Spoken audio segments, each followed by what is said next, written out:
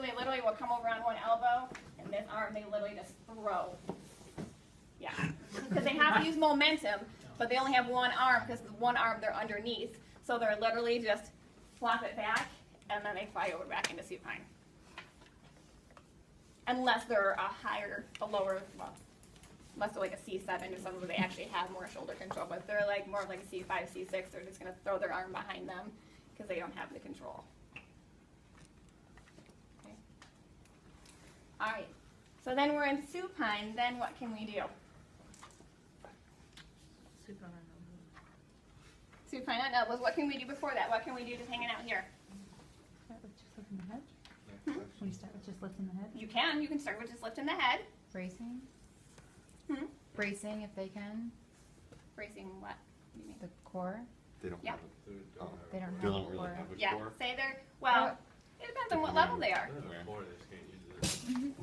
So if we're still talking about your higher cervical injuries, then they won't have the core quite yet.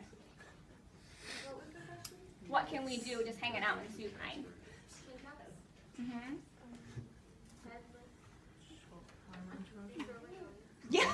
Yeah, you got it. Arm range of motion, arm exercises.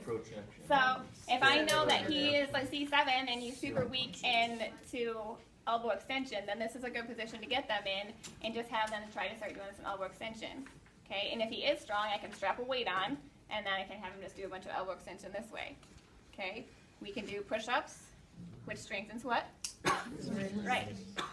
Okay, so if we know he's got serratus, then we can start working on that.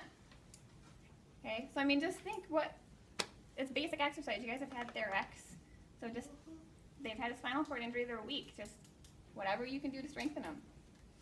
Okay, all right. To apply it more functional though, they do need to get supine on elbows because remember, most of them come up into a long sit in order to do anything. The first step to being able to do that is to be able to get their arms back underneath them. Okay, so again, you can ask them to do it, okay, or you kind of have to help them. So we're going to bring those arms back, come up, okay, so you're just going to stay on the elbows for right now, okay. So this is the first step. So now that he's here, again, now what can we do? You can do more weight shifting again this way, okay. You can start doing supine pull-ups where, you know, I give, whether I'm holding onto the rope ladder or whether I'm holding onto something or whether I have, you know, the weight machine over and he can start getting his arms out there and actually doing supine pull-ups. Okay. We kind of talked about rolling. He can roll in and out of prone, so now that he's here, he can try to let go here and roll back into prone and then bring himself back out. Okay. And then we got to progress into long sitting. So then I need him to be able to get his arms back underneath him and push himself out. Okay.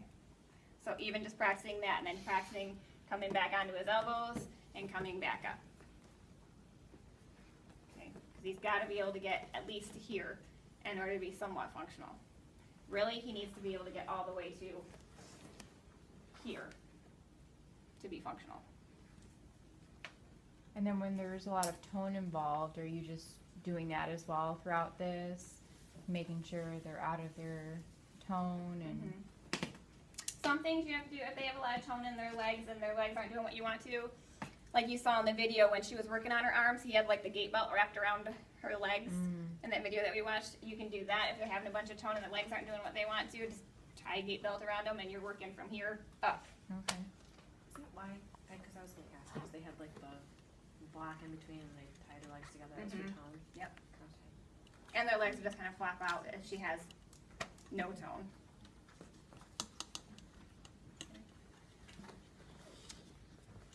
So another thing that they do, and I'll show you this one out just so you can understand. A lot of times what they'll do is they'll actually get their hands hooked under their bottom to come up, so they're here, and they'll actually put their hands here so that you have something to push up there, and then they're actually pushing up through their butt to get up into that supine on elbows. Okay, so they'll start here, they'll chin tuck, and they'll pull here, and then they'll weight shift to get their arms underneath them. Or they'll get a hold of their pockets of their belt loops, and they'll come up more like this. They'll use whatever they can use to get themselves up.